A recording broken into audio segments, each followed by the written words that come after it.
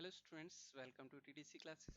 जैसा कि आप लोगों को पता है कि मैंने मैकेनिक्स के ऑलरेडी दो पेपर के सॉल्यूशन करा रखे हैं। 2023 और 2022 का पेपर मैंने ऑलरेडी यूट्यूब पे करा रखा है। आज जो हम पेपर डिस्कशन करेंगे, मैकेनिक्स के सॉल्यूशन लेके आया हूँ। पेपर 2021 का है, आईपीयू लीड का पेपर है, जिसके क्वेश्चन आज मैं डिस्कस करूंगा। ठीक है, तो जो भी स्टूडेंट लीड की प्रिपरेशन करना चाहता है उसको मैकेनिक्स, आईपीयू लीड के लिए आपको मैकेनिक्स कंपलसरी रहेगा, मैकेनिक्स आपको करना ही होगा। तो मैकेनिक्स के कंसेप्ट सीखना जरूरी है साथ में, जितने भी मैंने पीवाईक्यू कराए, क्योंकि पीवाईक्यू करने से क्या फायदा है कि लास्ट का जो आईपीयू का ट्रेंड देखा गया उसमें जो पीवाईक्यूज हैं वो काफी ज्यादा क्वेश्चन पूछे जाते हैं। ऑलमोस्ट 25 क्वेश्चन में से आपको 7 से 8 क्वेश्चन प्रीवियस ईयर के मिल जाते हैं। तो प्रीवियस ईयर करना जरूरी है, उससे आपको आइडिया लग जाता है किस लेवल के किस टाइप के क्वेश्चन आएंगे। कई बार क्या होता है, न्यूमेरिकल वैल्यू चेंज हो जाती है बट कंसेप्ट वही रहता है। तो आपको फोकस करना है। सीधे क्वेश्चन पे आते हैं, हम स्टार्ट करते हैं। देखो, हम पहले क्वेश्चन से बात करते हैं। First question is impulse can be obtained impulse can be obtained from a। अब यहाँ पे ग्राफ दे रखे हैं, कौन कौन से डायग्राम है। इम्पल्स हमें बताना है कि कैसे निकाल सकते हैं इम्पल्स। पहला है force displacement, force time diagram, velocity time diagram और वेलोसिटी डिस्प्लेसमेंट डायग्राम। सर सबसे पहले क्वेश्चन आता है इम्पल्स होता है क्या, व्हाट इज इम्पल्स। जो इम्पल्स होता है दैट इज, इसको हम लिखते हैं F into D T. Force किसी पर्टिकुलर सेकेंड टाइम में, छोटे छोटे इंटरवल टाइम पे जो फोर्स लगता है उसी को हम क्या बोलते हैं, इम्पल्स बोलते हैं, फोर्स इंटू डीपी। तो सर ये आई है और ये F into D T. Sir ये इम्पल्स को हम एफ इंटू डी टी लिखते हैं अगर मान लो हमारे पास कोई ग्राफ दे रखा हो, कोई फोर्स का ग्राफ दे रखा हो, एक फोर्स वेरिएबल है, मान लो वाई एक्सिस पे फोर्स है, एक्स एक्सिस पे टाइम है, और मेरे से बोलता है कि इस टाइम से t1 से लेके t2 तक इस डायरेक्शन में कितना इंपल्स हुआ। सर क्या करेंगे, सर t1 से लेके t2 तक के बीच का क्या निकालोगे, एरिया। सर इसको एरिया निकालने का f इंटू ये dt। सर ये एरिया निकालो किस पे, f वर्सेस टाइम ग्राफ पे। तो f वर्सेस टाइम ग्राफ का जो एरिया होगा, फोर्स टाइम ग्राफ डायग्राम होगा, वो क्या देता है, इंपल्स देता है। ठीक है, तो आंसर तो भी हो जाएगा। But sir velocity time graph क्या होता है। सर इस वेलोसिटी, सी ऑप्शन क्या है, वेलोसिटी टाइम ग्राफ, ये टाइम इधर velocity. Sir velocity into time क्या होता है, स्पीड इनटू टाइम क्या होता है, डिस्प्लेसमेंट। तो आपको डिस्प्लेसमेंट मिलेगा। सर फोर्स इनटू डिस्प्लेसमेंट क्या होता है, work done. Sir work done होता है फोर्स इनटू डिस्प्लेसमेंट। तो ऑप्शन ए से आपको क्या मिलेगा, सर यहाँ से वर्क मिलेगा, यहाँ से आपको इंपल्स मिलेगा, वेलोसिटी टाइम डायग्राम से डिस्प्लेसमेंट मिलेगा। सर वेलोसिटी डिस्प्लेसमेंट कर्व क्या होता है, velocity into displacement V D X. Sir इसको अगर मैं वी डी एक्स लिख रहा हूँ तो सेंस सुनो, वी डी एक्स क्या होता है, सर वी डी एक्स निकालना है। वी डी एक्स क्या है, सर अगर इसको इंटीग्रेट करूँ तो वी स्क्वायर बाई टू आएगा, मतलब कहीं ना कहीं काइनेटिक एनर्जी से रिलेट करेगा। तो यहाँ पे जो टर्म आएगा वो एनर्जी से रिलेट आएगा। तो बट फिलहाल क्वेश्चन में पूछा इम्पल्स क्या, that is force time diagram.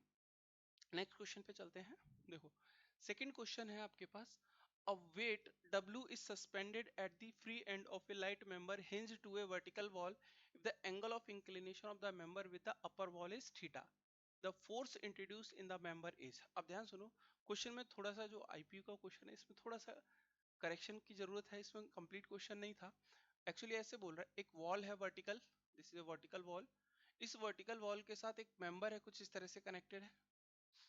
ये कोई मेंबर है, लाइट मेंबर, और यहाँ पे हिंज है। हिंज का मतलब इस पॉइंट पे रोटेशन होगा, और इसके फ्री एंड पे यहाँ पे एक वेट लगा दिया है। सर अगर वेट हम ऐसे लगाएंगे तो ऑब्वियस सी बात है, इस पे रोटेशन फ्री है, तो ये आराम से रॉड घूम जाएगा। अगर इस पे हमने वेट लगाया, जैसे ये देखो ध्यान से, सर अगर हमने यहाँ पे वेट लगाया है W, तो इस वेट की वजह से ये रॉड क्या होगा, सर इस पॉइंट पे ये रॉड हिंज है, तो इस पॉइंट के बाद क्या करेगा, ये रोटेट कर जाएगा ऐसे। सर इसको रोटेशन को बचाने के लिए क्वेश्चन में आपको देना चाहिए था कि सर ये ऊपर वाले पॉइंट से यहाँ पे एक रस्सी से यहाँ पे बंधा हुआ है।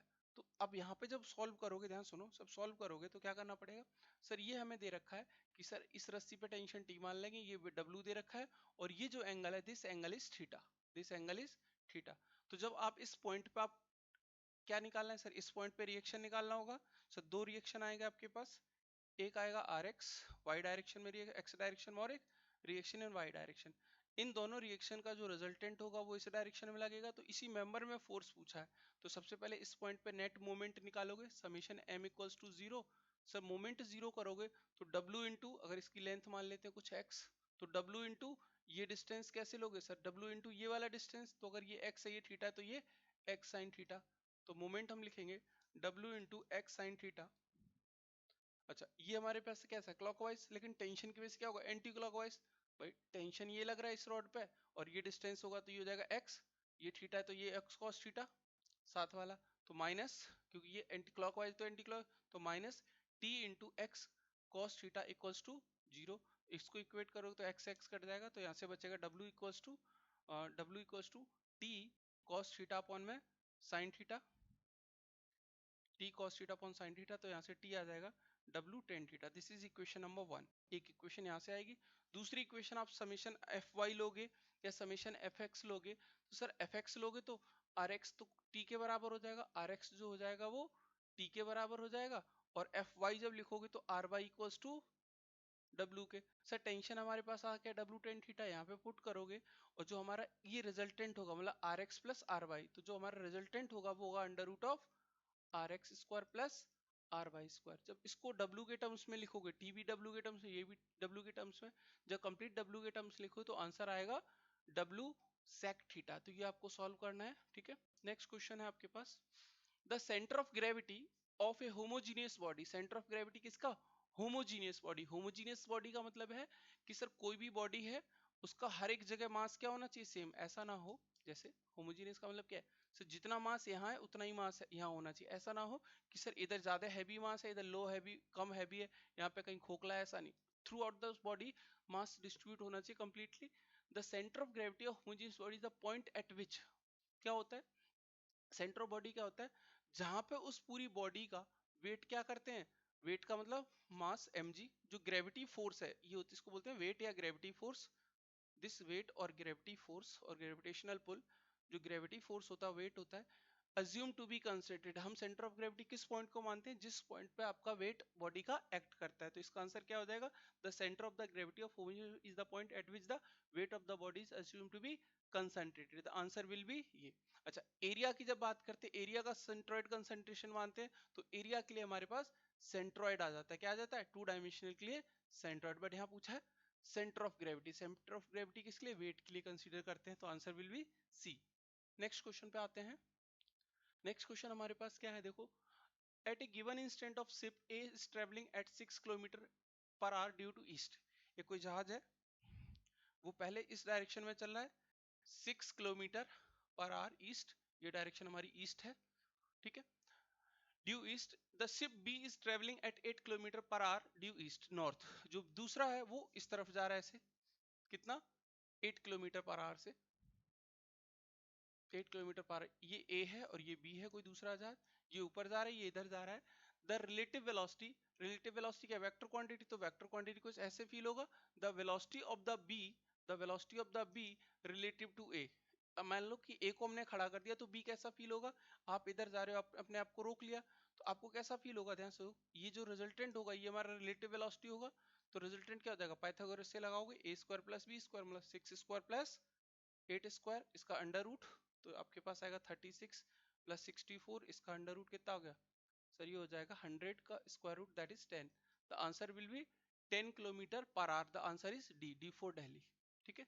नेक्स्ट क्वेश्चन पे चलते हैं। देखो काफी इजी क्वेश्चंस आते हैं, आप अगर मैकेनिक्स के कंसेप्ट स्ट्रॉन्ग रखोगे, मेरी बात ध्यान सुनो बच्चों, कि अगर आप मैकेनिक्स के कंसेप्ट स्ट्रॉन्ग रखोगे तो आपसे सारे क्वेश्चंस बनेंगे, और मैं गारंटी देता हूँ इस चीज की कि आपके 25 में से 25 क्वेश्चन बनेंगे, ठीक है। सिर्फ आपको कंसेप्ट पे फोकस करना है और कुछ नहीं। To double the period of a oscillation of a simple pendulum. Sir time period का फॉर्मूला क्या होता है ऑसिलेशन का? मान लो ये आपके पास कोई पेंडुलम है, एक रस्सी से बंधा हुआ एक कोई बॉल है जिसका कुछ मास है, रस्सी की लेंथ एल है। सर जब इसको हम हिलाएंगे तो ये ऐसे ऐसे करेगा। सर यहाँ से एक बार इधर गया, फिर समझाता हूँ टाइम पीरियड का मतलब क्या है। यहाँ से एक बार इधर गया, फिर वापस आया, फिर इधर गया, फिर वापस आ गया अपने ओरिजिन। तो एक कंप्लीट साइकिल करने में जितना टाइम लगेगा उसको बोलते हैं time period. Sir time period का जो फॉर्मूला होता है that is 2 pi under root L by G, under root L by G. मतलब 2 कांस्टेंट है, पाई कांस्टेंट है, जी कांस्टेंट है, जी की वैल्यू होती है 9.81 metre per second square. Sir हमारे पास जी कांस्टेंट सिर्फ किस पे डिपेंड करेगा? एल पे। तो T is directly proportional root L, यानी ये हमें याद रखना, ये कंसेप्चुअल क्वेश्चन है। तो अगर मेरे को टाइम पीरियड को डबल करना है, to double the period of oscillation, इस टी को डबल करना है, टी को डबल करना है तो किसको चेंज करना पड़ेगा? सर डायरेक्टली इसको डबल करना है, इसको 2 टाइम्स करना है। मतलब इसको लिख दूं कि अगर मैं T1 मेरे पास इक्वल्स टू है रूट 2 टाइम्स डायरेक्टली वो है रूट जी के, तो T2 मेरे को ये भी किसके होगा? रूट सॉरी एल के, दिस इज एल, तो ये L1 ये L2। सर L2 क्या है? T2 को कितना रखना है? 2 टाइम्स ऑफ T1, तो डायरेक्टली प्रोपोर्शनल होना चाहिए किसके? अंडर रूट L2 के।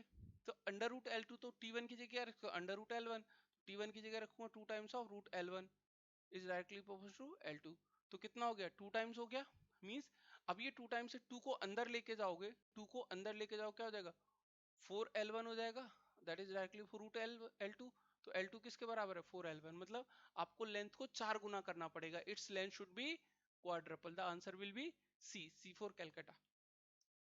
Next, the CG of the shaded area of the figure below curve OM is a parabola from y-axis। अब पैराबोला इक्वेशन है, ध्यान सुनो। ये कर्व दे रखा है, ये पैराबोला, इसके सेंटर की बात करते हैं। एक जनरलाइज समझाने की कोशिश करता हूँ। जैसे अगर ये पैराबोला नहीं होता, लेट सपोज ये पैराबोला नहीं होता, तो सर सिंपल ऐसे कोई ऐसा इक्वेशन होता, ऐसे एक कर्व है जिसकी इक्वेशन दे रखी है। लेट सपोज इक्वेशन दे रखी है y इक्वल्स टू के एक्स की पावर n।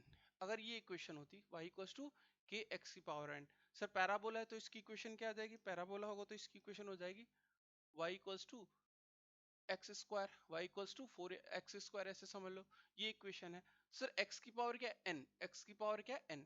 तो अगर मेरे पास जनरलाइज टर्म्स में बात करूं तो इसके लिए जो सेंटर ऑफ ग्रेविटी, जो इसका सेंट्रॉइड होगा, उसका जो x कंपोनेंट होता है x बार होगा, या जो इसका y कंपोनेंट होगा ये वाला जो y बार होगा, इसकी बात करते हैं जनरलाइज्ड इस इक्वेशन के लिए।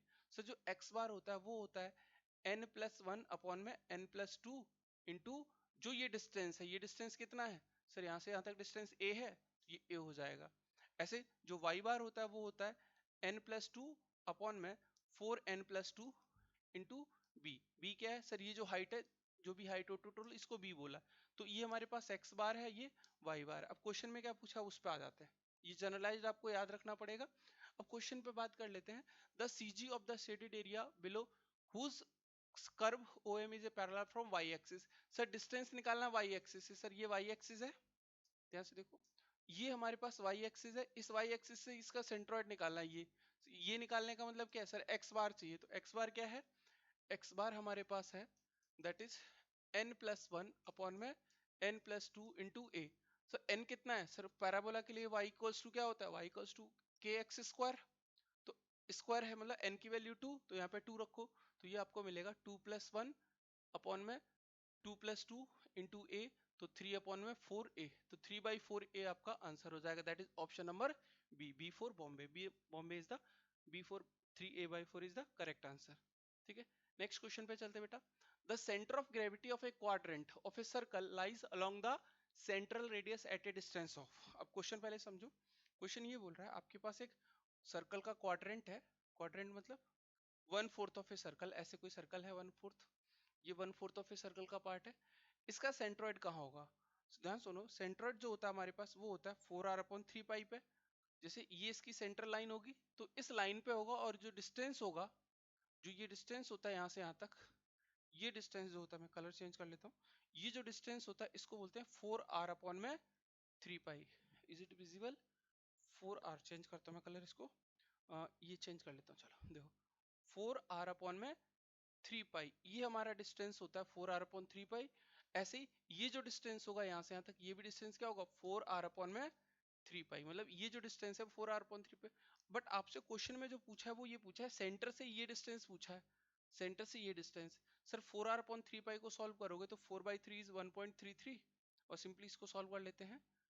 4/3.3 सर 3 क्या होता है, 3 इंटू 3.14, तो 3 14 3 42, 3 3 9 9.42, 9.42 के अप्रोक्स।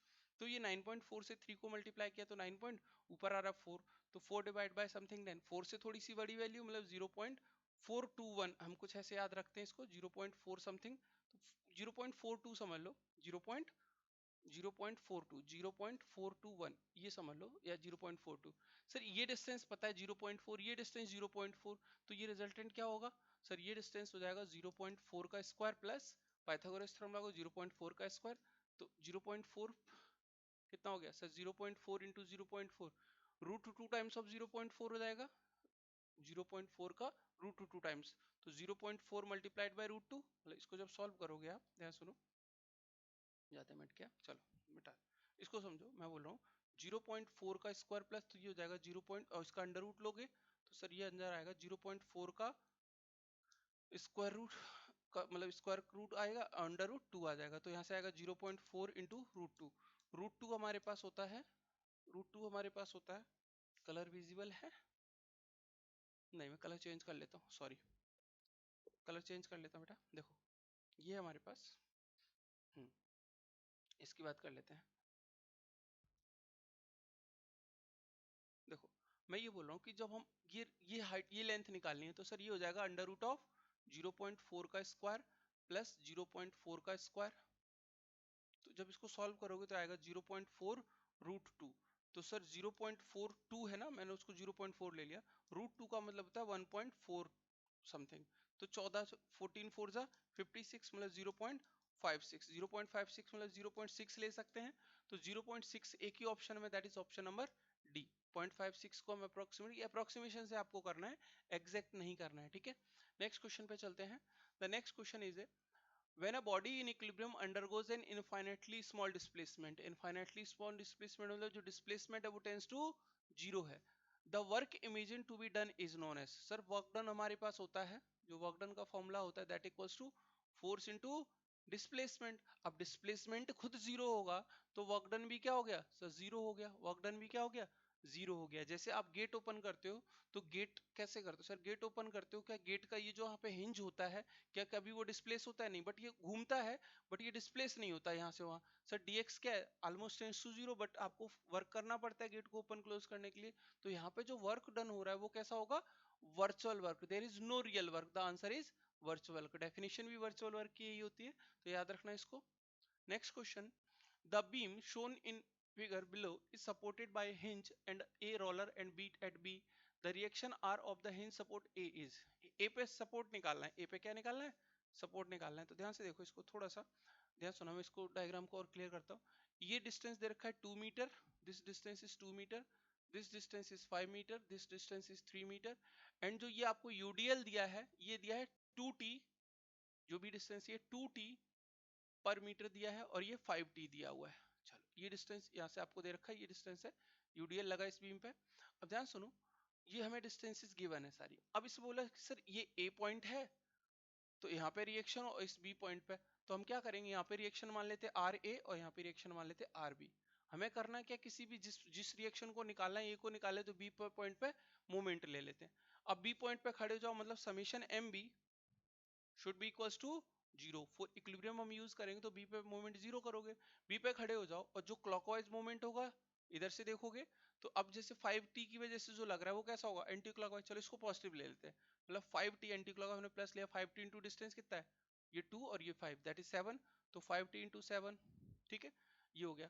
नेक्स्ट आर ए की वजह से क्या आएगा, माइनस आर ए, क्योंकि एंटी क्लॉकवाइज का हमने क्या लिया पॉजिटिव, तो आर ए क्लॉकवाइज करेगा, तो इसको माइनस ले लेते हैं, आर ए इंटू ये डिस्टेंस 5 हो गया, प्लस अब इसकी वजह से यहाँ से सिर्फ इसकी बात कर रहा हूँ, देखो मैं रेड कलर यूज कर रहा हूँ, समझना, मैं बोल रहा हूँ यहाँ से यहाँ तक के लिए पहले सॉल्व करो इसके लिए।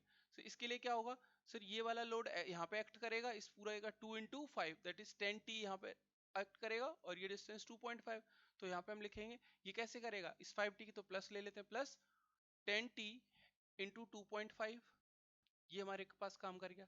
फिर जब इधर की बात करोगे सर, देखो ये ऐसे घुमाने की कोशिश कर रहा है और ये अपोजिट साइड, बट दोनों का नेचर क्या है, सेम होगा। ध्यान से देखो, दोनों का नेचर क्या होगा, सेम होगा कि अलग अलग होगा। सर ये कैसा है, क्लॉकवाइज एंटी क्लॉक, ये क्लॉकवाइज, तो ये इसको नीचे ले आने की कोशिश, ऐसे ले आने की कोशिश करेगा, तो उस 3 वाले को भी सॉल्व करोगे, दैट इज 3 इंटू, हमने क्लॉकवाइज कैसे लिया है, देखो यहाँ पे खड़े हो, क्लॉकवाइज कैसे लिया है, एंटी क्लॉकवाइज हमने लिया पॉजिटिव, माइनस माइनस का लिया, तो माइनस 3 इंटू ये डिस्टेंस, 3 इंटू ये जो लोड लगेगा कितना लगेगा यहाँ से यहाँ तक, sir 2t into 3, 2t into 3, 2t into 3, इसको हम लिख लेते हैं, minus 3 into 2t into 3, 2t into 3, ठीक है, 2t इंटू 3 करोगे इक्वल्स टू 0 करोगे, तो यहाँ से जो आर ए की वैल्यू आएगी दैट इक्वल्स टू 10.2, इसको सॉल्व कर लेना, तो ये आर ए की वैल्यू आ जाएगी 10.2, that is option number D. यहाँ पे टी और रह गया, टी लगाना बाकी था यहाँ पे, ठीक है। Next question, a rigid body is in stable equilibrium. अब स्टेबिलिटी की कंडीशन हमने क्लास में पढ़ी हुई है काफी डिटेल में। स्टेबिलिटी की कंडीशन होती है जब किसी बॉडी को हम फोर्स लगाते हैं, तो जो सीजी होता है, can raise the CG of the body but can not lower it. Stable equilibrium का मतलब है तो उसके सीजी को ऊपर तो उठा सकता है बट वो नीचे नहीं कर सकता सीजी के। It can raise the CG of the body but can not lower. कोई फोर्स लगाते हो किसी बॉडी पे, अगर उसका सेंटर ऑफ ग्रेविटी ऊपर उठता है तभी हम बोल सकते हैं कोई स्टेबल इक्विलिब्रियम नीचे नहीं कर सकता। ठीक है, तो इसका आंसर हो जाएगा ए for Apple. Next question, if L is the span of a light suspension bridge whose each cable carries total weight W and the central dip is Y। इसको कुछ इस तरह समझते हैं। ये दिया हुआ है आपके पास, एक ब्रिज है, सस्पेंशन ब्रिज है, बीच में दो सपोर्ट है, यहाँ पे एक सपोर्ट है ऐसे, यहाँ सपोर्ट है। ठीक है, तो ब्रिज पे कुछ ऐसे सस्पेंशन केबल्स रहती हैं ऐसे। टोटल ये स्पेन ब्रिज की एल है, ये टोटल लेंथ एल है, यहाँ पे हमने फिक्स कर दिया, मान लो ये ब्रिज है सर, ये टोटल लेंथ एल है, यहाँ से यहाँ तक का लेंथ एल था। यहाँ पे जो डिप है सेंट्रल से, ये जो डिप है, डिप मतलब ये वाला डिस्टेंस, ये डिस्टेंस y है। तो आपसे पूछ रहा है इस पॉइंट पे जो हॉरिजॉन्टल फोर्स लगेगा वो कितना होगा, जो हॉरिजॉन्टल फोर्स लगेगा वो कितना लगेगा। सर किसी भी हम इस पॉइंट पे जो डिप है इस पॉइंट पे निकाल लेते हैं क्या सर, मोमेंट। क्या निकाल लेते हैं, मोमेंट जीरो कर देते हैं। सर यहाँ पे कुछ रिएक्शन होगा, कितना होगा ध्यान सुनो। सर हम मान लेते हैं सिमेट्रिकली जितना इधर लोड है इतना ही लोड इधर। सर आधे पे W/2 होगा तो इधर भी W/2 होगा, तो इस पॉइंट पे W/2, इस पॉइंट पे W/2 रिएक्शन। तो सर इस पॉइंट पे भी जीरो करोगे मोमेंट, तो H into y equals to W/2 into ये W/2 इंटू ये डिस्टेंस कितना हो जाएगा सर L/4। देखो टोटल है L, ये L/2 तो ये L/4, तो दैट इज L/4, L/4। जब L/4 से करोगे तो हमारे पास यहाँ पे क्या चाहिए था सर, हॉरिजॉन्टल पुल चाहिए, मतलब H चाहिए, तो H आ जाएगा आपके पास WL/8y, WL/8y। The correct answer is B for Bombay, WL/8y। Easy question है, फटाफट हो जाएंगे आपसे, बस प्रैक्टिस करते रहिएगा क्वेश्चंस। नेक्स्ट है the force polygon representing a set of forces in equilibrium. The force polygon representing a set of forces in equilibrium, representing a set of forces in equilibrium। Forces कब equilibrium में होते हैं, जब आपके पास जो polygon बनता है वो कैसा बनता है, क्लोज्ड पॉलीगन। जब हम पहला चैप्टर पढ़ते हैं फोर्स सिस्टम वहां देखते हैं, जब भी क्लोज्ड पॉलीगन बनेगा तो हमारा क्या कहलाता है, इक्विलिब्रियम कहता है। इक्विलिब्रियम में ही आपका क्लोज पॉलीगन बनेगा, और इक्विलिब्रियम नहीं होगा तो पॉलीगन क्लोज नहीं होगा। जो भी पॉलीगन में डिस्टेंस रह जाएगा तो वो आपका क्या हो जाएगा, रिजल्टेंट हो जाएगा। Next, for a non concurrent force system. Non concurrent का क्या मतलब है, नॉन कंकरेंट का मतलब है कि वो एक पॉइंट से पास नहीं होंगे, मतलब जैसे ये दो फोर्स है यहाँ से पास हो तो तीसरा फोर्स कहीं ना कहीं ऐसा होगा जिनका कॉमन पॉइंट इंटरसेक्शन नहीं होगा, मतलब ये नॉन कंकरेंट है। तो इसके लिए दो कंडीशन हमने लिखवाई थी क्या सर, एक तो summation F equals to zero होना चाहिए, और दूसरा summation M equals to zero होना चाहिए। मतलब both force polygon and funicular polygon must be close. यहाँ पे इसको फुनिकुलर का मतलब है मोमेंट, जो पॉलीगन होता है उसकी बात करें, मोमेंट पॉलीगन, यानी मोमेंट पॉलीगन जीरो होना चाहिए, टोटल क्लोज होना चाहिए। फोर्स इक्विलिब्रियम के लिए हमारे पास क्या क्लोज पॉलीगन होना चाहिए। ऐसे दूसरा जो पॉलीगन है दैट इज फोनिकुलर पॉलीगन, वो भी आपका जीरो होना चाहिए। क्लियर है, आगे बढ़ते हैं। इसका आंसर क्या हो जाएगा, C, that is both force polygon and funicular polygon must be close. Next question, the instantaneous centre of a member lies at the point. अब देखो इंस्टेंटेनियस सेंटर का मतलब क्या होता है, पहले वो समझो। सर इंस्टेंटेनियस सेंटर का मतलब क्या होता है सर, आई सेंटर वो पॉइंट होता है जिसके अबाउट आपकी बॉडी रोटेट नजर आती है।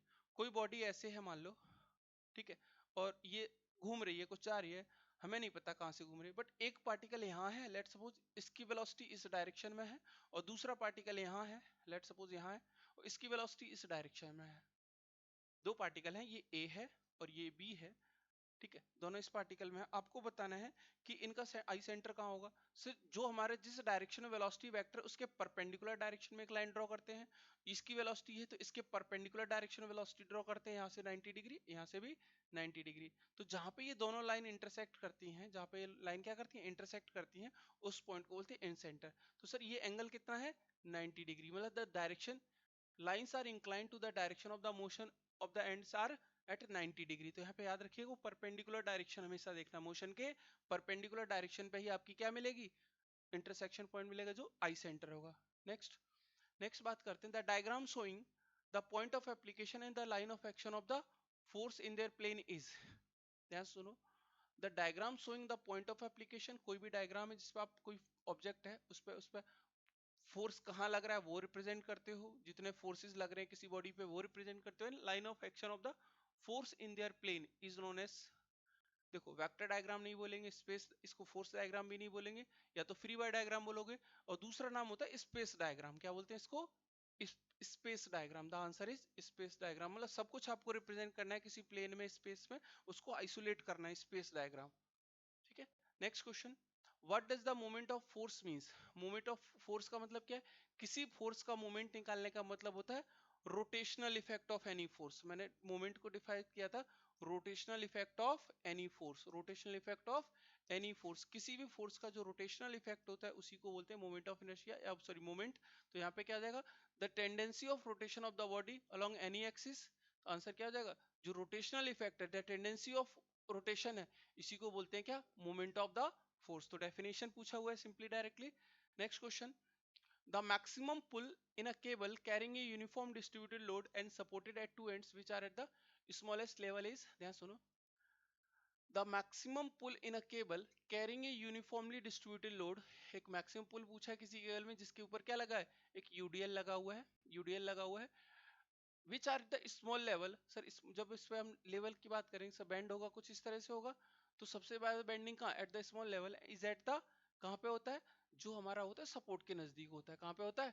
मैक्सिमम पुल जो केबल पे लगता है वो सपोर्ट के पास लगता है। किसके पास लगता है? सपोर्ट के पास। तो इसका तो सिंपल आंसर है, ये हम बात करेंगे लो लेवल की सपोर्ट के पास। Next, in a simple harmonic motion the position of equilibrium is, sir equilibrium position का मतलब होता है स्टेबल इक्विलिब्रियम। स्टेबल इक्विलिब्रियम क्या है हमारे पास? Position of equilibrium that is stable. यहाँ पे न्यूट्रल या अनस्टेबल की बात नहीं करते हैं, ठीक है। ये सिंपली क्लास नोट से आया हुआ क्वेश्चन है, इसको आप डायरेक्टली देख सकते हो। नेक्स्ट क्वेश्चन की बात करते हैं, the unit of moment of inertia of a body. देखो मोमेंट ऑफ इनर्शिया हमारे पास दो तरीके हैं, एक आता है mass moment of inertia, mass moment of inertia, एक होता है आपका area moment of inertia. Area moment of inertia, sir area moment of inertia generally हम स्ट्रेंथ ऑफ मटेरियल में बात करते हैं, यहाँ पे सरफेस क्रॉस सेक्शन हमें नजर आता है। Mass moment of inertia three dimension की बात करें, मास का यूज होता है। Sir mass moment of inertia की जो यूनिट होती है that is KG metre square. जब एरिया की बात करते हैं तो एरिया इंटू मीटर स्क्वायर, तो एरिया की यूनिट होगी मीटर स्क्वायर, तो metre square into metre square is nothing but metre की पावर 4। तो यहाँ पे आंसर क्या हो जाएगा? मीटर की power 4, that is D for Delhi option. Last option क्या हो जाएगा? करेक्ट हो जाएगा। क्लियर है? इजी क्वेश्चन है, आपसे बन रहे होंगे काफी क्वेश्चन, ठीक है। नेक्स्ट क्वेश्चन की बात करते हैं, two particles have been projected at an angle of 64 degree and, अब 64 नहीं होना चाहिए, इसको 60 डिग्री होगा। This is 60 degree not 64, and 45 to the horizontal if the velocity of the projection of first is 10 metre per second and the velocity of the projection other. Sir horizontal range का जो formula होता है हमारे पास वो होता है you square, या जो भी हमारे पास हॉरिजॉन्टल डायरेक्शन में मतलब वेलोसिटी है that is v square square sine 2 theta upon में जी। ये हमारे पास फॉर्मूला होता है किसका? हॉरिजॉन्टल रेंज का। अगर ये फॉर्मूला आपको याद है v square sine 2 theta by g, तो आप डायरेक्टली याद कर सकते, दो केस में रेंज बराबर है, मतलब R1 और R2 दोनों के लिए क्या है? रेंज बराबर है। यूज कर लेते हैं इसको। तो V1 square sine 2 theta upon में जी इक्वल्स टू, यहाँ पे लिखोगे V2 साइन 2 थीटा अपॉन में जी। जी से जी कट जाएगा, ये स्क्वायर होगा, ये साइन 2 थीटा। सर थीटा 1 ये थीटा 2, सर एक एंगल दे रखा है 60, एक दे रखा है 45। जब साइन 6 यहाँ पे सेकंड के केस में जब 60 के 45 रखोगे तो 45 इंटू 2 90, तो साइन 91 हो जाएगा। तो हमें ये डायरेक्टली चाहिए। अच्छा V1 की वैल्यू रख लेते हैं, V1 कितना है हमारे पास?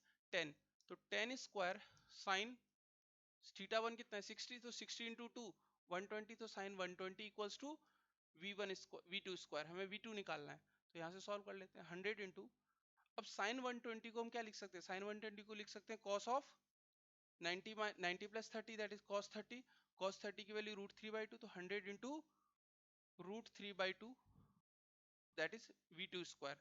अब इसका स्क्वायर निकालना है, 50 रूट 3, 50 रूट 3 का स्क्वायर रूट करोगे तो कितना आएगा? ये आ जाएगा 50, 50 रूट 3 मतलब हमारे पास आ गया V2 equals to under root of 50 root 3, 50 का मतलब 1.73, तो ये हो जाएगा 1.73 का मतलब कितना हो गया? 86.66, तो अंडर रूट ऑफ 86.66। अब 86 किसका स्क्वायर रूट होगा वो देखो, सर 8 का स्क्वायर हमारे पास 64, 9 का स्क्वायर 81 होता है, 9 का स्क्वायर 81, और ये सर 81 से ज्यादा है 9 से, 10 का होता तो 10 हो जाता, तो ये 9 से थोड़ा ज्यादा आएगा, that is answer is 9.3, the answer is A, that is 9.3। तो सिंपली कैलकुलेशन करना है आपको, राउंड ऑफ, एग्जैक्ट कैलकुलेशन नहीं करना है यहाँ पे।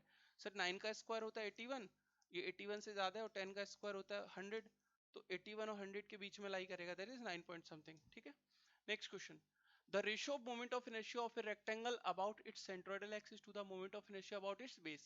कोई रेक्टेंगल है, there is a rectangle, इसके सेंटर के अबाउट, सेंट्रोइडल एक्सिस अबाउट, इसके किसी भी एक बेस के अबाउट अगर बात कर रहे हैं सर, यहाँ पे क्या होता है, इसको हम सेंट्रोइडल अगर मेरे पास मान लेते हैं, ये डिस्टेंस d है, ये डिस्टेंस b है, तो इसके अबाउट हमारे पास i क्या आता है सर, ये आता है हमारे पास b into D cube upon में 12, इसको मैं दूसरी एक्सिस बोल रहा हूँ, इस एक्सिस के अबाउट क्या हो जाएगा, i डैश हो जाता है, पैरेलल एक्सिस थ्योरम लगाओगे तो क्या आएगा sir, b D cube upon में 12 प्लस प्लस सर ये डिस्टेंस का square, that is area into, area कितना है b इंटू डी इंटू ये डिस्टेंस है हमारे पास d बाई टू, तो d बाई टू का स्क्वायर करो तो डी स्क्वायर बाई 4, तो ये आपको मिलेगा बी डी क्यूब और ये 3, तो 4 B d cube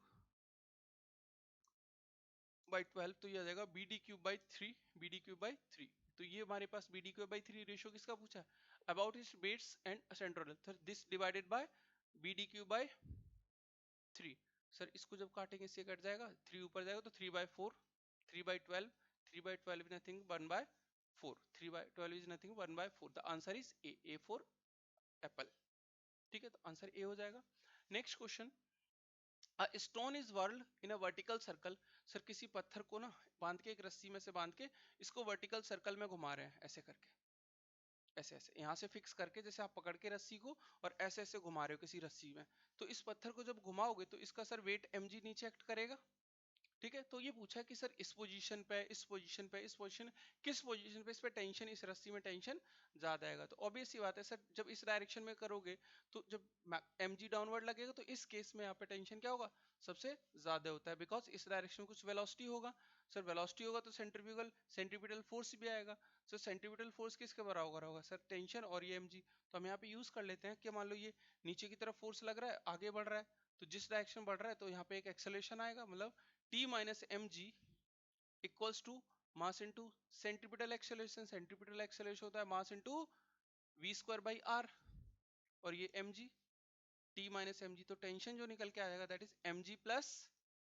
M v square by r, तो यहाँ पे टेंशन जो होगा एम जी से हमेशा ज्यादा होगा, तो आंसर क्या हो जाएगा, at the lowest position, when the stone is at the lowest position, answer will be C, तो ये लॉजिक से भी लगा सकते हो, अगर ये कैलकुलेशन नहीं भी आता है तो आप लॉजिकली इस क्वेश्चन को आप सोच सकते थे, ठीक है।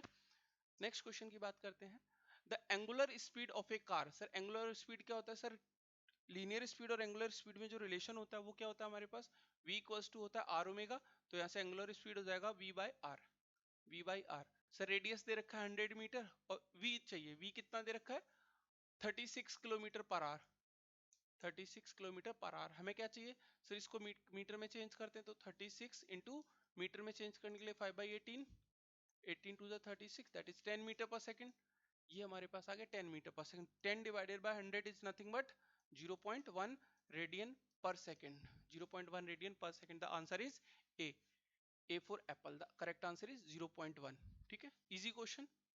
नेक्स्ट वन, देखो सारे क्वेश्चंस इजी आते हैं, बस आपको अपने कंसेप्ट पे फोकस करना है, कंसेप्ट अगर आप एक बार सीख जाते हो तो क्वेश्चन सारे के सारे क्वेश्चंस आपसे बन जाएंगे, ठीक है, तो इसी तरह से बने रहिए।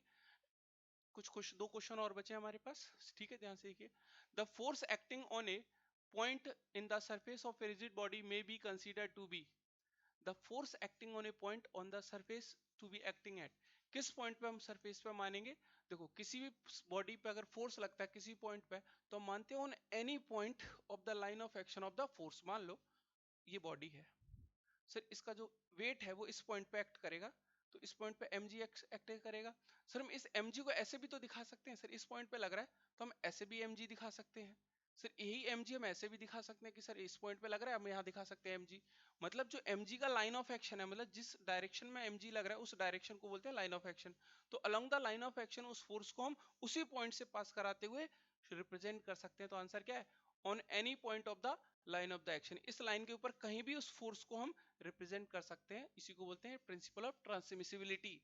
तो पिछले पेपर में प्रिंसिपल ऑफ ट्रांसमिसिबिलिटी पूछा था, क्या होता है, यहाँ पे क्या पूछा है, point on the surface of a rigid body में be consider to be act at any point along the line of the action of the force. Next, last question, a satellite moves in its orbit, कोई जैसे मान लो ये अर्थ है हमारे पास, ठीक है, अब सैटेलाइट इसके चारों तरफ चक्कर काट रही है ऐसे, ये हमारा अर्थ है मान लीजिए, कोई सैटेलाइट है, इस अर्थ के चारों तरफ चक्कर काट रही है। सर ये सैटेलाइट क्या है, चक्कर काट रही है, तो इसको कोई ना कोई तो बैलेंस करके अंदर की तरफ खींच रहा होगा। सर अगर अंदर नहीं खींचेगा तो बाहर चला जाएगा, तो अंदर की तरफ खींच रहा है, मतलब यहाँ पे कहीं ना कोई सेंट्रीपिटल फोर्स लग रहा है। जो फोर्स लगता है towards the centre of the earth उसको बोलते हैं सेंट्रीपिटल फोर्स। और जब हम नॉन इनर्शियल फ्रेम की बात करते हैं तो एक फोर्स जो बाहर की तरफ लगता है जिसको हम बोलते हैं स्यूडो फोर्स, क्योंकि वो हमेशा नॉन इनर्शियल फ्रेम में आएगा। किसमें आएगा, नॉन इनर्शियल फ्रेम में। जब बॉडी आपकी खुद मोशन में होगी, जब वहां बैठ के आप एनालिसिस करोगे तो वहां पे एक नॉन इनिशियल फोर्स नजर आएगा जिसको बोलते हैं स्यूडो फोर्स। क्लियर है? तो अभी फिलहाल के लिए क्या है, सेंट्रीपिटल फोर्स। तो इसका आंसर क्या हो जाएगा, सेंट्रीपिटल फोर्स। सैटेलाइट जो मूव करती है वो सेंट्रीपिटल, ग्रेविटेशनल फोर्स की वजह से नहीं, सेंट्रीफ्यूगल की वजह से नहीं। सेंट्रीफ्यूगल स्यूडो फोर्स होता है जो नॉन इनिशियल फ्रेम में आता है। ग्रेविटेशनल फोर्स क्या होता है, वेट होता है, wait of the body. Sir अगर यहाँ पे सैटेलाइट तो mg नीचे लगेगा, सर अगर बॉडी यहाँ है तो mg ऐसे, सॉरी यहाँ नहीं लगेगा, सेंटर की तरफ लगेगा, कहीं भी होगा सेंटर की तरफ लगेगा। लेकिन जो ये फोर्स होता है वो हमेशा क्या है, टुवर्ड्स दी सेंटर, इसको बोलते हैं सेंट्रीपिटल फोर्स। तो यहाँ पे आंसर क्या हो जाएगा, सेंट्रीपिटल फोर्स। ठीक है, तो इसी तरह से आगे भी मैं वीडियोस लेके आता रहूंगा जहाँ पे आपको सिर्फ क्वेश्चंस मिलेंगे लीड के, प्लस आप लीड के और भी क्वेश्चंस करना चाहते हो तो प्लीज कमेंट करिए कि सर और भी पेपर करिए, मैं और भी क्वेश्चंस कराऊंगा। आपका कमेंट काफी अच्छा लगता है। ठीक है, मिलते हैं नेक्स्ट वीडियो में। थैंक यू तब तक के लिए।